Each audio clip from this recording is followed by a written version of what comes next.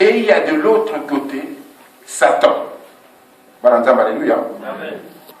Satan et ses alliés. Et comme vous savez,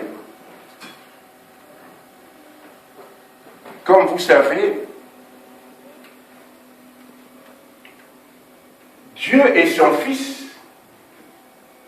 c'est la lumière. Amen. Alléluia. Amen. Et la Bible dit que en Dieu, c'est-à-dire en la parole et la vie. Amen. Alléluia. Amen. Et de l'autre côté, le Satan et ses alliés, on dit qu'il y a les ténèbres. Alléluia. Amen. Satan et ses alliés, c'est les ténèbres. Et tout ce qui est dans les ténèbres est enfermé dans les ténèbres. Alléluia. Amen. Je reviendrai dessus, mais c'est très important. Tout ce qui est dans les ténèbres est enfermé dans les ténèbres. Ce qui est dans les ténèbres a été condamné dès le commencement du monde. Alléluia. Amen. Est-ce que vous me suivez? Amen. C'est très important. Tout ce qui est dans les ténèbres a été condamné dès le commencement du monde. Par contre, ce qui est dans la lumière, alléluia, ce qui est dans la lumière a été sauvé dès le commencement du monde. Alléluia. Et ce qui s'est passé à Golgotha, c'est un endroit visible que vous et moi pouvons voir. Il y a des gens qui vont visiter cet endroit. C'est un endroit matériel, physique, visible. Alléluia. Amen. Mais ce qui s'est passé à Golgotha a une origine invisible. Et c'est ça que le chrétien doit comprendre. Cette origine invisible sur quoi? C'est Dieu sur le trône de Dieu, entouré de ses anges, entouré de vieillards et entouré de 4 êtres vivants. Il s'est livré une guerre. Alléluia. Amen. Cette guerre a été livrée entre Dieu et son Fils, tous les anges, les quatre êtres vivants et les vieillards d'une part, et d'autre part, le Satan et ses alliés. Et dans ce monde invisible, avant que Jésus ne se présente à Golgotha, cette bataille a eu lieu dans le monde invisible. Et Satan a été vaincu. Alléluia. Amen. Satan a été vaincu. Et à partir du moment où il a été vaincu, il est dans un état de faiblesse éternelle. Alléluia. Il est dans un état d'agonie, ou un état agonisant. Habitez, ceux qui vont, comparaison n'est pas raison, ça me vient à l'esprit, je le dis quand même, vous connaissez quelqu'un qui est dans un état agonisant, c'est-à-dire qu'il est dans un état de faiblesse. Et la Bible dit que Satan, dans cet état agonisant, a été précipité sur la terre. Alléluia. Et à partir du moment où Satan a été précipité sur la terre, qu'est-ce qui s'est passé pour le chrétien? Pour celui dont le pays d'origine est le jardin d'Éden. Qu'est-ce qui s'est passé? Il est devenu étranger dans son pays d'origine. Alléluia. Le chrétien, l'enfant de Dieu, celui qui est pieux, celui qui aime Dieu, celui qui est enfant de Dieu, n'est ni de la volonté de l'homme, ni du sang, mais de la seule volonté de Dieu, va devenir exilé dans le jardin d'Éden. Alléluia. Et toute la créature de Dieu va être contaminée. Alléluia. Ça, c'est l'origine et la cause de la tribulation. Et Jésus va quitter le monde invisible. Alléluia. Amen. Et Jésus va venir dans le monde. Cette parole va être faite chair. Elle va vivre parmi nous. Amen. Et nous l'avons contemplé. Alléluia. Amen. Alléluia. Amen. Mais Satan n'a pas renoncé. Satan sait qu'entre... La Bible dit que le Seigneur est venu. Il est monté au ciel, mais il va revenir. Amen. Entre les deux temps, que fait Satan? Satan va persécuter l'église de Dieu. Alléluia. Amen.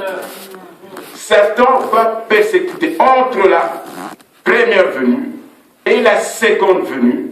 Satan va persécuter l'enfant de Dieu. Alléluia. Alors, avant de lire les passages bibliques, j'aimerais bien qu'on se comprenne sur le chrétien et la tribulation dont je parle. Je parle de la tribulation d'un chrétien. Mais qu'est-ce que c'est un chrétien?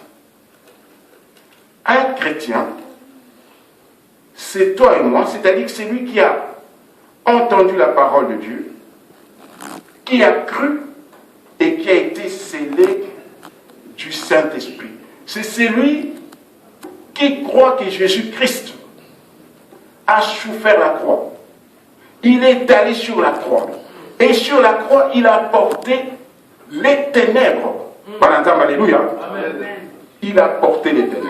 C'est-à-dire qu'il a porté tous les péchés du monde. Et ici, je salue de passage le modérateur, parce que le modérateur aujourd'hui a fait quasiment ce culte avant qu'il ne commence.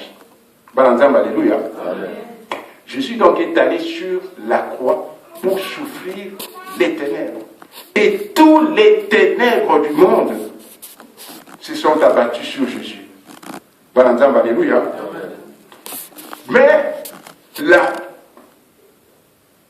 les ténèbres, pour que les enfants de Dieu comprennent, disons ténèbres égale à tribulation. Alléluia. Parce que les ténèbres, c'est toutes les tribulations, qu'il s'agisse de la maladie à la mort. Alléluia. Ça, ce sont les tribulations. Et ces tribulations-là ont été vaincues sur la croix. Amen. Alléluia. Amen.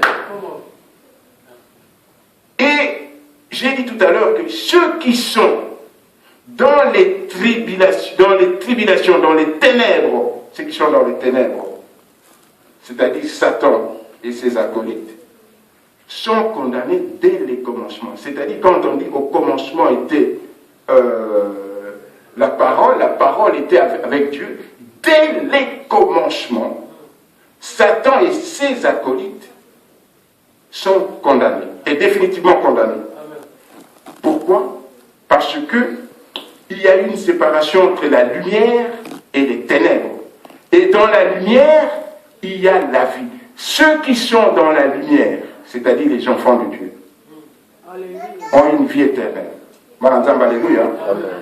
Et la Bible dit que Jésus-Christ de Nazareth, qui est la lumière et qui est avec la lumière, connaît la profondeur des ténèbres. Alléluia. Et donc, il n'y a rien qui puisse se passer dans les ténèbres qui échappe au pouvoir de Jésus-Christ de Nazareth. Alléluia. Amen. Voilà pourquoi ceux qui sont dans la lumière ont déjà, même s'ils vont passer par la mort, c'est une vérité, ont déjà la vie éternelle. Alléluia. Amen. Alors, je vais revenir à la tribulation. Nous allons prendre nos Bibles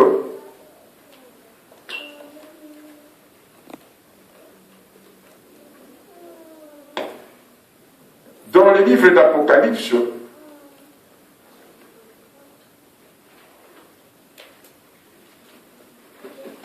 chapitre 2, verset 10. On va commencer notre enseignement sur la tribulation par ce verset. Verset 10, et puis ça sera le verset 13. Je vais lire au nom du Seigneur. Alléluia. Amen.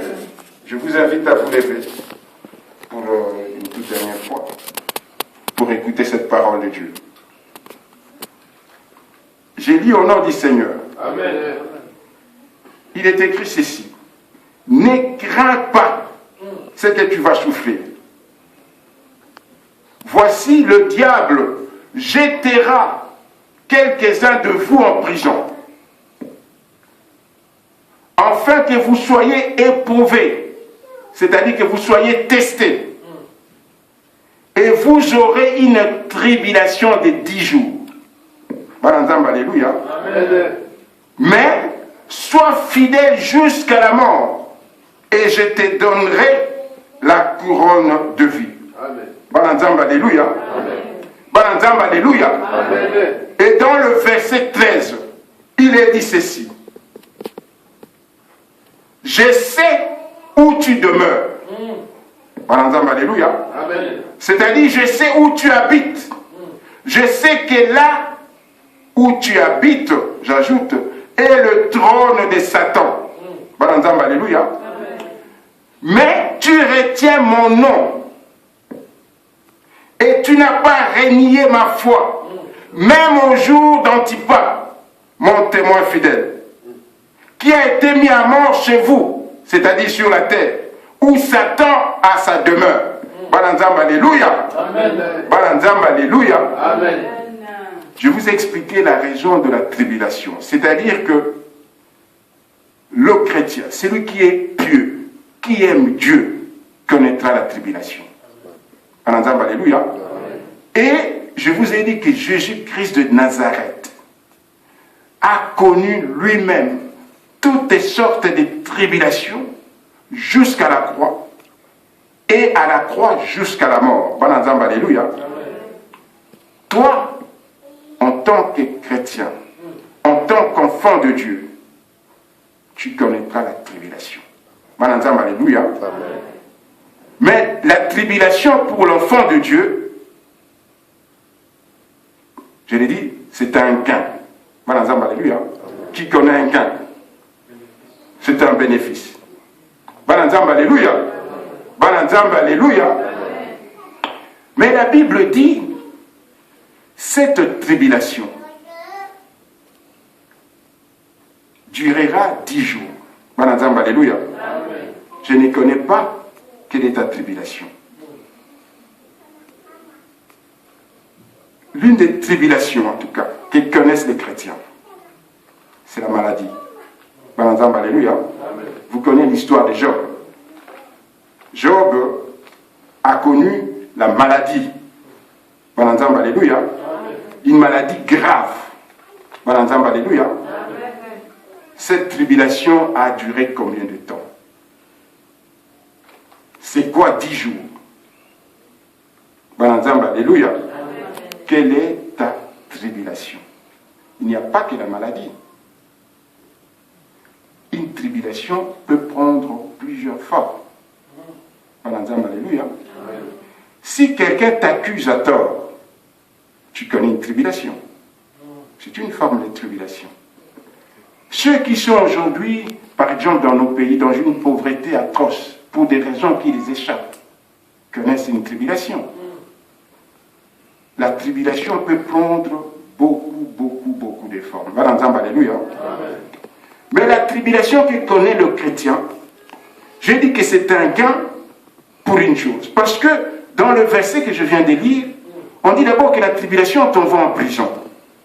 Alléluia. Quand tu es envoyé en prison,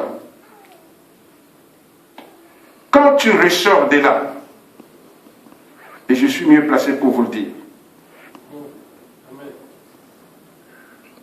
tu as un problème pour te resocialiser, pour réintégrer la société. Tu ne peux plus trouver un travail parce qu'à la limite, on t'a mis un cachet. Alléluia. Quand tu vas chercher un emploi, un employeur va dire, mais tu as été condamné, tu as fait 4 ans à Saint-Gilles, la forêt, à Ytre, tu es privé du travail. Bananzamba, alléluia. Tu es condamné. Mais il y a une différence avec ta prison que la tribulation t'envoie. Si tu es pieux, c'est-à-dire si tu aimes Dieu. Et si tu ne réunis pas Dieu, même dans la tribulation la plus forte, la plus grande, Bananzamba, alléluia, même dans la maladie, même si on a dit que demain, au coco matin, et que c'est aujourd'hui à 18h, ce qu'on a commis, le médecin peut le dire, Bananzamba, alléluia. Ce qui va le bien à Moutoundé, on sait qu'il est dans une tribulation la plus grande. Bananzamba, alléluia. Parce que il voit la porte de la mort. Bananzamba, alléluia. Et cette tribulation te met dans la prison de la maladie. Mais le chrétien qui est mis en prison dans le cadre de cette tribulation, quand il va sortir de là, Bananzamba, alléluia, il va sortir comme un martyr. Bananzamba, alléluia. Qui connaît un martyr? Un martyr, c'est celui qui est maltraité parce qu'il a une idée à laquelle il croit. Bananzamba, alléluia. De la même manière que Jésus a été envoyé à la croix parce qu'il a dit: je suis le Fils de Dieu. Dieu a tant aimé le monde qui m'a envoyé pour que quiconque croit en moi ne périsse pas, c'est-à-dire qu'il ne connaisse pas la prison de la mort, mais qu'il passe de la mort à la vie. Bananzamba, alléluia. On vous a cité tout à l'heure l'exemple de Lazare ressuscité. Ça, c'est la prison du chrétien. Bananzamba, alléluia. Et là, il y a une difficulté. Je vais vous citer l'exemple de Daniel. C'est un exemple qui est souvent cité, où Daniel est envoyé dans la fosse au lion. Mais pourquoi il y est envoyé? Pourquoi il Batindi dans la fosse au lion? Batindi Daniel dans la fosse au lion parce que Daniel ne veut pas se prosterner devant la statue du roi. Alléluia. Parce que cette statue pour le roi, c'est le Dieu de Babylone. Alléluia. Et Daniel, qui croit à son Dieu, dit: je ne peux pas me prosterner devant une statuette. Alléluia.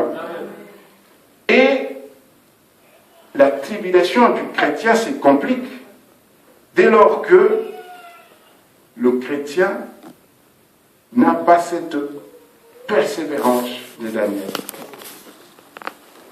À partir du moment où le chrétien est d'un côté, du côté de la lumière, et d'un autre côté, du côté des ténèbres. Alléluia.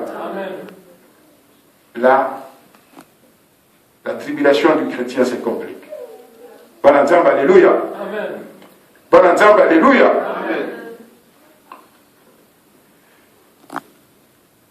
Il dit dans le verset 13,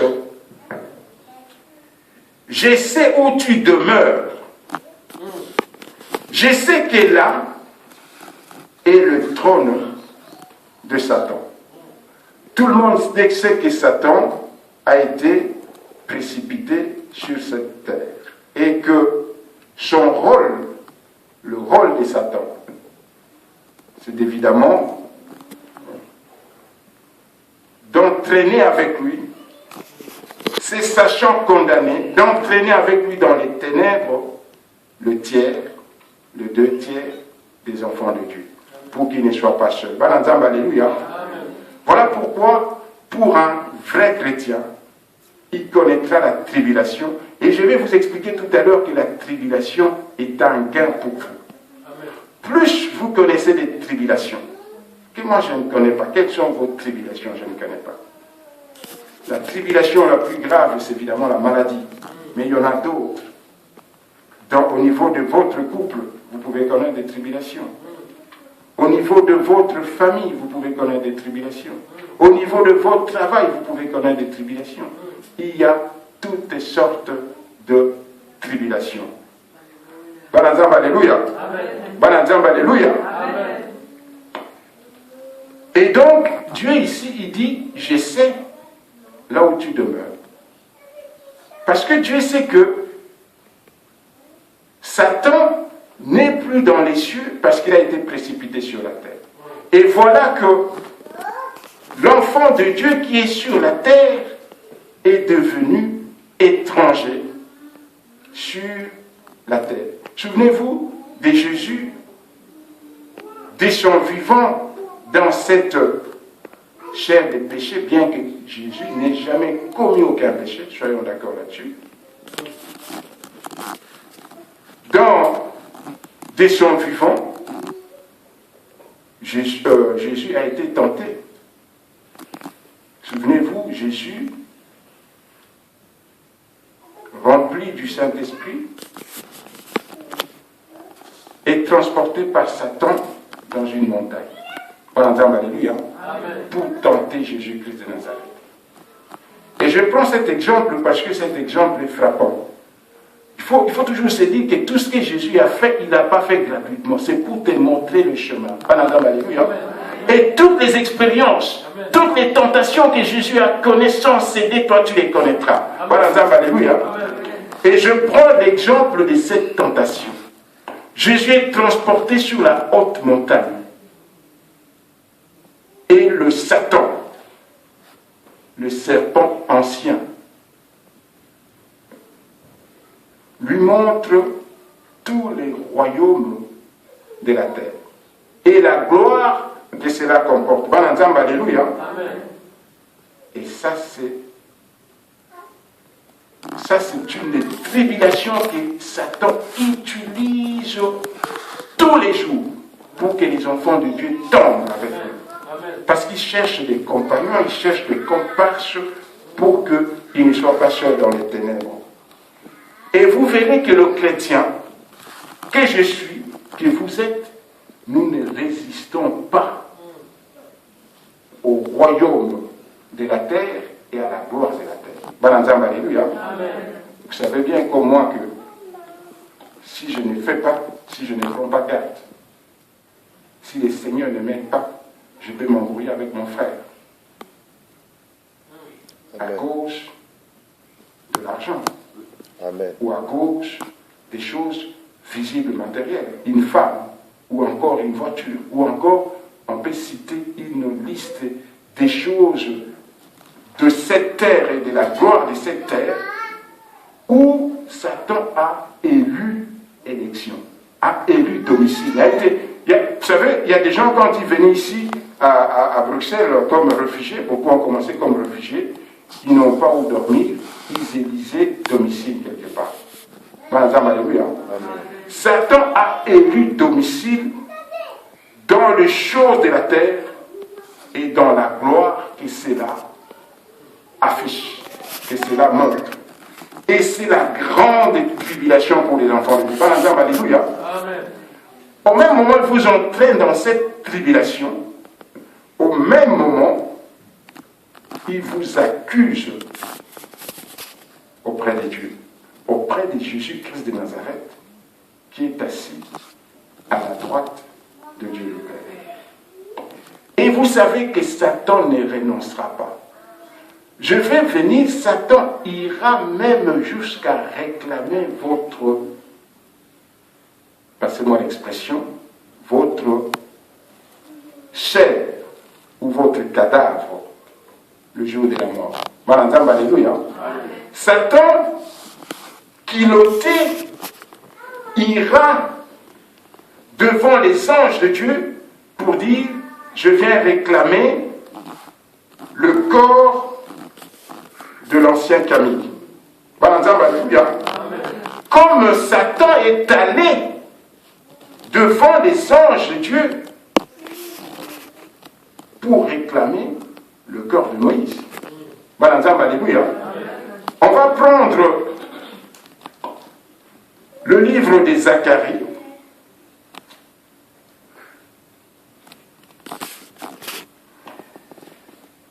Chapitre 3.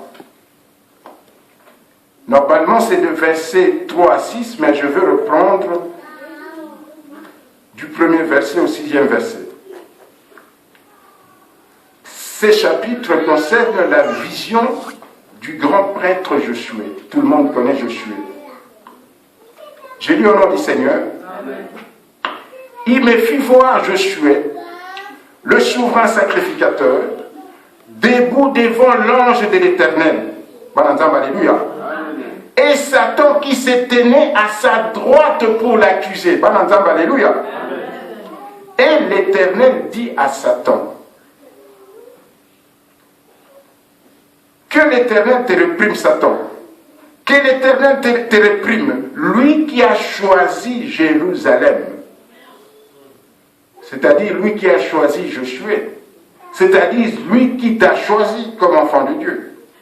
Quand le Satan, le moment venu, selon le mystère de la croix, il viendra réclamer ton corps aux anges et à Dieu. Ma prière est que les anges de Dieu disent à Satan que l'Éternel te réprime. Alléluia. Que l'Éternel te réprime, lui qui a choisi Jérusalem, lui qui a choisi l'ancien Claudie comme enfant de Dieu. Amen. Alléluia. Amen. Alors, je viens au verset 3. Or, Josué était couvert de vêtements sales et il se tenait debout devant l'ange. Alléluia. Je reviens à la cause de la tribulation.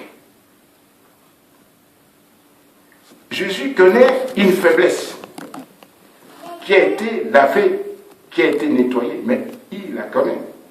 Alléluia. Il est écrit quelque part, je n'ai pas le passage, mais il est écrit: j'ai été conçu dans l'iniquité et je suis né dans le péché. C'est-à-dire que mon corps a comporté une tâche. Alléluia. Mon corps a comporté une tâche. Alléluia. Je vais laisser un peu Zacharie, je vais y revenir. On prend Psaume 51, 5 et 7. Je ne sais pas si quelqu'un peut les lire, sinon je les lis moi-même directement. Je lis au nom du Seigneur. Amen. Dans le verset donc 5 et 7, je lis au nom du Seigneur. C'est Psaume 51. 5, 7 voilà, 5, 7. Je suis né dans l'iniquité et ma mère m'a conçu dans le péché. Mais dans le verset 9, il dit: purifie-moi avec l'hysope. Alléluia. J'aimerais bien qu'on suive cette prédication d'aujourd'hui. Je suis né dans l'iniquité, mais purifie-moi avec l'hysope et je serai pur. Alléluia. J'y reviendrai, mais j'ai dit: purifie-moi avec le sang de Jésus-Christ de Nazareth. Alléluia. Parce que Dieu dit: je sais que tu as été conçu dans l'iniquité. Je sais que le temple de Dieu que vous êtes, parce que la Bible dit: ne savez-vous pas que vous êtes le temple de Dieu? C'est-à-dire qu'en moi il y a l'Esprit de Dieu. Mais ce temple de Dieu a été taché. Alléluia. Alléluia. Amen. Mais Jésus dit: même si cette tâche, même si ce péché est comme le cramoisi, même si ce péché est rouge, je veux le rendre blanc comme la neige. Amen. Alléluia. Et Satan le sait. Nous parlons de la tribulation et de la cause de la tribulation. Et j'ai dit que Satan, agonisant, agonisant, c'est quelqu'un qui sait qu'il n'y a plus aucun espoir, mais qui doit entraîner les autres. Moi, j'ouvre une entre parenthèses, quand il y a eu le sida au Congo, et que certains de nos frères de chair ont été contaminés, on racontait qu'il y a ceux qui avaient fait une liste pour propager la maladie, parce qu'ils se savaient morts, pour entraîner avec lui un ensemble de gens, parce qu'il ne peut pas aller seul. Prenez cette comparaison et faites-les avec Satan et ses acolytes. Condamnés dès le commencement du monde, mais ils doivent chercher des comparses, Amen. Amen. des compagnons de route, avec lesquels ils iront dans les ténèbres. Amen. Les ténèbres que Dieu connaît. Parce que la Bible dit, Jésus-Christ de Nazareth connaît les tréfonds des ténèbres. Il connaît tout ce qu'il y a dans les ténèbres. Et donc, dans ta maladie, c'est-à-dire dans tes ténèbres, le Seigneur peut t'en délivrer. Amen. Alléluia. Amen. Alléluia. Amen. Et donc, il dit, voici, je suis né dans l'iniquité, et ma mère m'a conçu dans le péché. Mais purifie-moi avec l'hysope, et je serai pur. Lave-moi, et je serai plus blanc que la neige. Et là, je reviens dans les livres des Zacharie, où je vous y avais invité, dans le chapitre 3, verset 3. On dit que Josué, qui est le sacrificateur de Dieu, était couvert des vêtements sales. Je viens d'expliquer ce que c'est le vêtement sale. Et il se tenait devant l'ange. L'ange, prenant la parole, dit à ceux qui étaient devant lui, c'est-à-dire les autres anges qui sont devant Josué, ôtez-lui, ôtez à Josué les vêtements sales. Voilà, alléluia. Puis il dit à Josué, vois, je t'enlève ton iniquité. Et je t'ai rêvé d'habits de fête. Bananzamba, alléluia. Bananzamba, alléluia. Et l'ange dit, j'ai dit, il donne l'ordre qu'on mette sur ta tête un turban pur. Bananzamba, alléluia. Et ils mirent un turban pur sur sa tête et ils lui mirent de vêtements. Et l'ange de l'Éternel était là. Bananzamba, alléluia. Bananzamba, alléluia. Amen. Ça, c'est Satan. Satan, il sait que sur la croix des Golgotha, tu as été lavé. Tu as été lavé de l'hysope. La tâche que tu avais a été lavée. Tu es devenu pur parce que tu as cru en Jésus-Christ de Nazareth. Comme quoi il est allé à la croix. Il est mort pour mes tâches, pour mes péchés, pour mes iniquités. Il a porté tous les péchés du monde et j'ai été lavé. Je suis devenu pur. Mais Satan n'a pas renoncé. Parce qu'il veut t'entraîner avec lui. Bananzamba, alléluia. Et j'ai dit que cette tribulation durera 10 jours. C'est ça le gain, et je vais y revenir. L'avantage du chrétien, c'est que s'il est enfermé dans la lumière, s'il croit en Jésus comme Seigneur et Sauveur, il a la vie dès le commencement.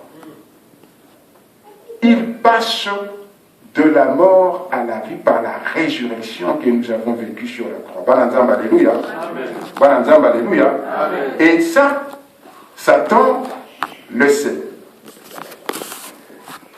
Je vais vous amener dans les livres. Non, je vais rester encore un instant dans les livres de Zacharie. Et je veux vous y conduire pour faire une comparaison avec Jude 9. Dans le livre de Jude, il n'y a que 2 versets. Et donc, si vous allez dans le livre de Jude, où il y a 26 versets, je vais y arriver. Alléluia. Amen.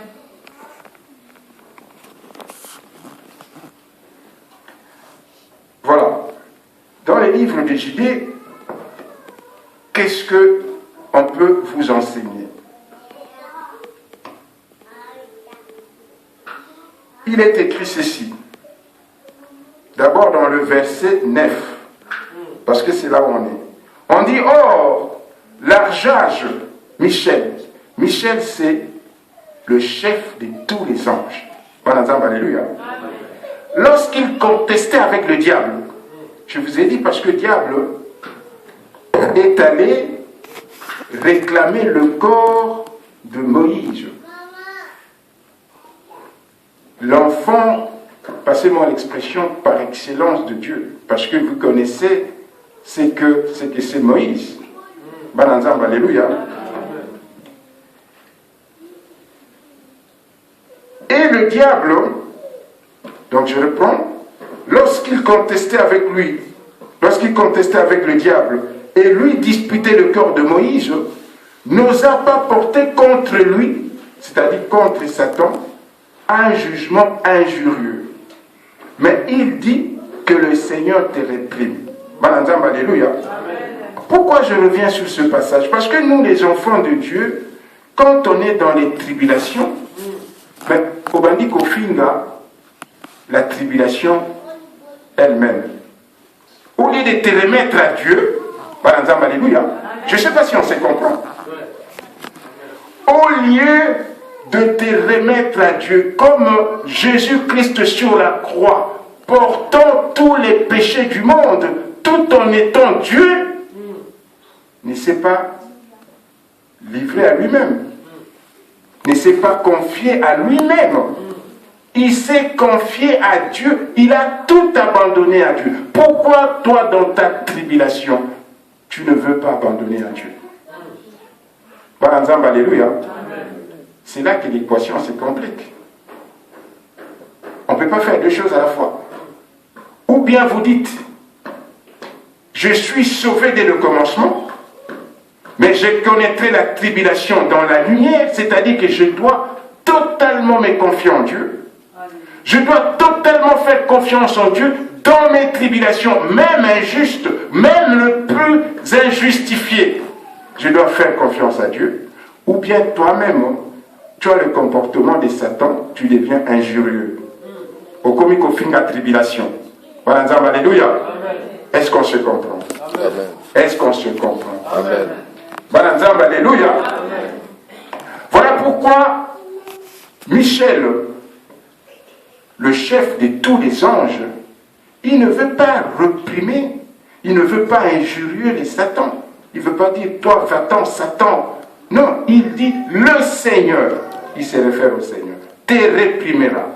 Pourquoi? Parce que celui que tu attaques a été choisi comme Jérusalem, c'est-à-dire comme enfant de Dieu. Alléluia. Amen. Ma prière est que le Seigneur, dans sa bonté, nous aide à comprendre cette prière. Parce que si nous comprenons cela, alors nous connaîtrons réellement la victoire qui nous a été promise. Amen. Alléluia. Amen. Alléluia. Amen. Et je vais dans le livre de Apocalypse, verset 7. Apocalypse, verset 7, chapitre 14. Et là, avant de lire ce chapitre, je vous ai dit que la tribulation durera 10 jours. C'est quoi 10 jours? 10 jours, ça peut être 10 ans, ça peut être 15 ans, ça peut être 20 ans. Il y a des gens qui sont dans les tribulations depuis plusieurs années. Mais le Seigneur dit que ça a une fin. C'est une tribulation tribulation de 10 jours, et quand tu en sortiras comme un martyr. C'est-à-dire quelqu'un qui a cru en Dieu et qui a été maltraité. Bananzam, alléluia. Bananzam, alléluia. Alors, quand on vient dans le livre d'Apocalypse, dans le verset 14, mais je vais commencer au verset 13 pour que les enfants de Dieu comprennent et me suivent. Et l'un de vieillards, on est sur le trône de Dieu, prit la parole et me dit, alléluia, entre parenthèses, Jean dans l'île de Patmos reçoit le message de Jésus, la vision de Jésus, pour qu'il montre aux églises que nous sommes, quelle est la vraie vision, qu'est-ce qui nous attend. Alléluia.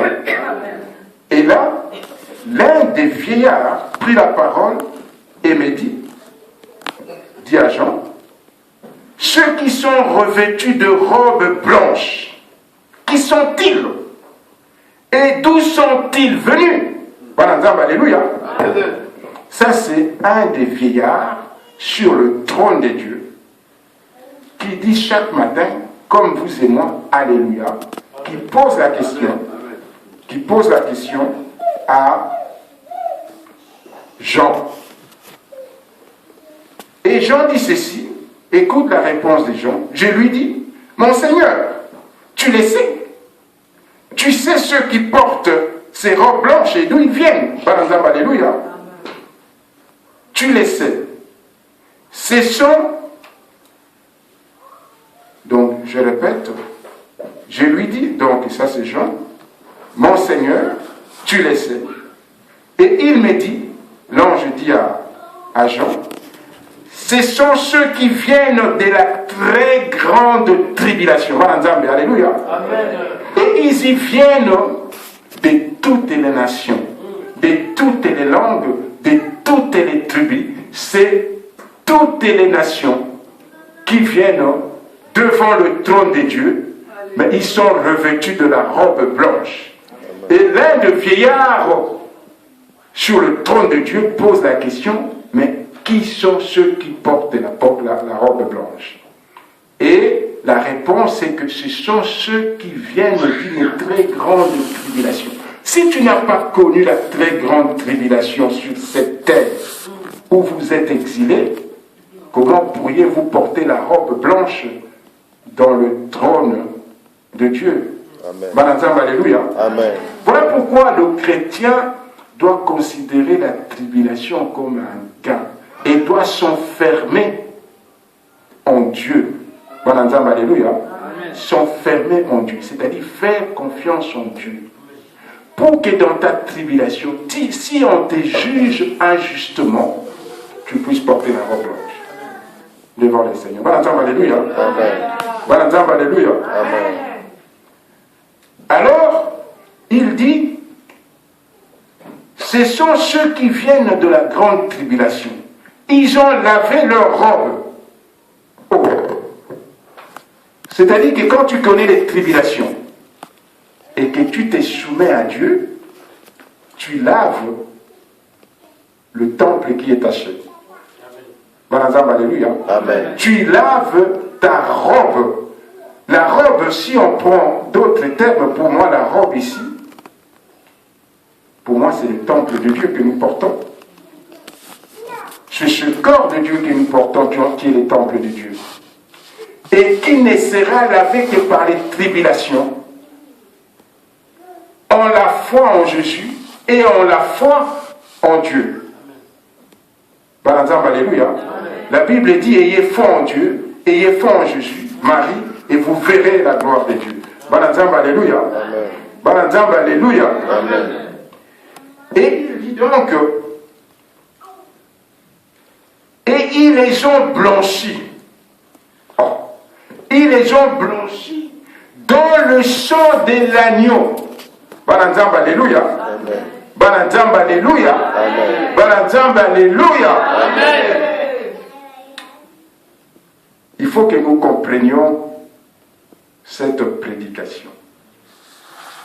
On ne peut pas être pieux, c'est-à-dire on aime Dieu de tout son cœur, de toute son âme, de toute sa force,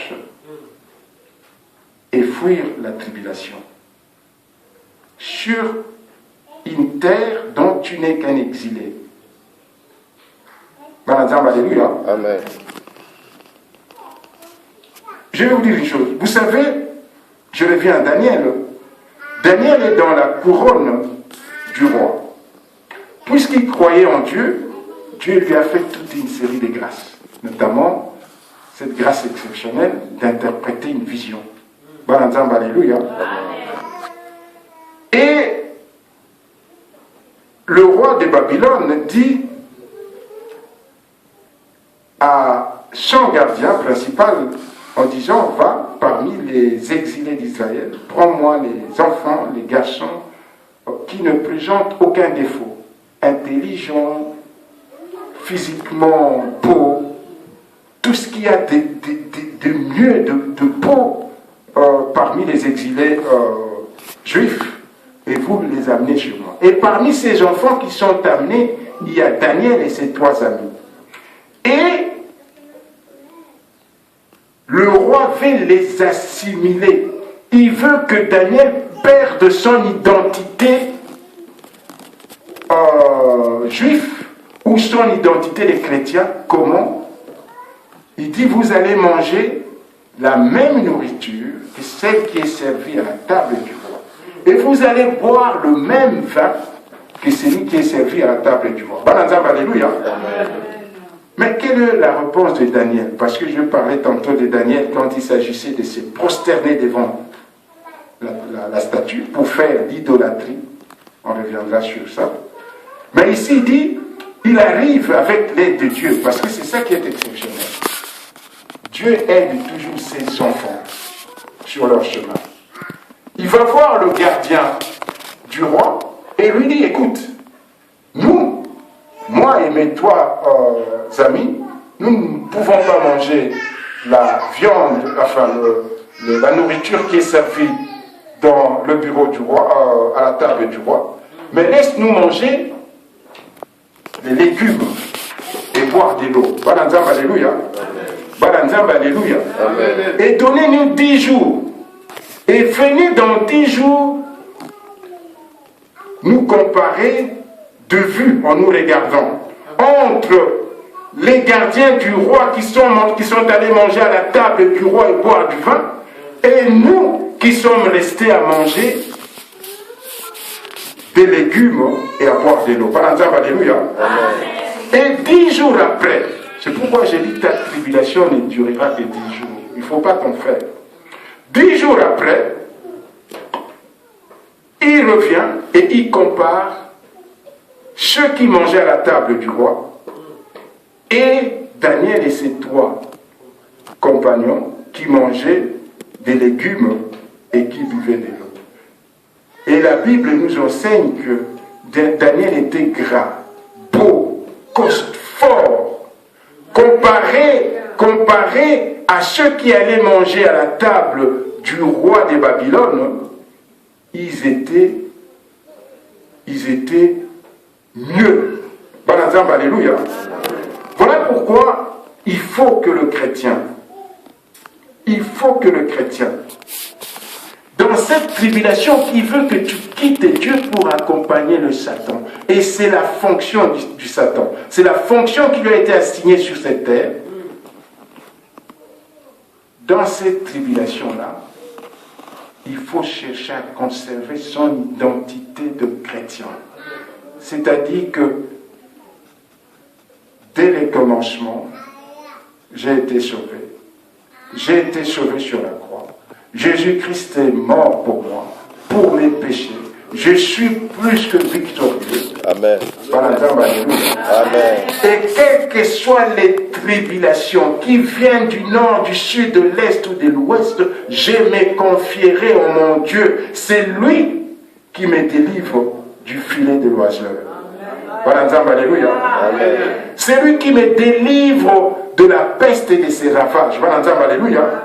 C'est lui qui va nous délivrer de la flèche qui vole le jour. Bananzamba, alléluia. Bananzamba, alléluia. Bananzamba, alléluia. La tribulation. La tribulation est les enfants de Dieu. En attendant la venue de notre Seigneur Jésus-Christ de Nazareth, où nous serons dans une nouvelle terre, dans des nouveaux cieux. Amen. Et ayant la vie éternelle, Amen. nous connaîtrons la tribulation. Mais ne vous en faites pas. Ce n'est pas un slogan. C'est pourquoi la prière est que l'Esprit de Dieu nous aide, parce que c'est l'Esprit de Dieu qui nous aide à comprendre cela. Et que quand nous disons que je crois en Dieu, je crois en Jésus, je crois qu'il est mort sur la croix pour moi et qu'il est ressuscité le 3e jour, ce n'est pas un slogan politique. Amen. Il faut accompagner ça d'une spiritualité forte pour que le Seigneur te préserve dans tes tribulations et que le moment venu, quand tu te présenteras devant lui, l'ange de l'Éternel puisse dire: quelle est cette fille-là qui porte la robe blanche? Mais c'est celle qui a connu une longue tribulation. Alléluia.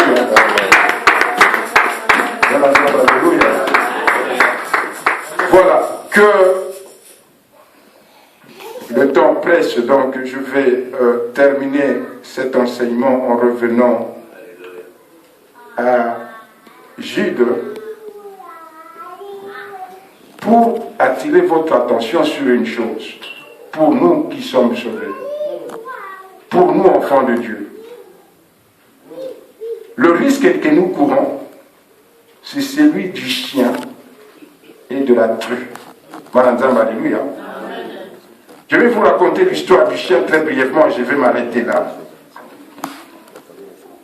C'est dans le verset... Non, je me suis trompé. C'est dans 2 Pierre. 2 Pierre.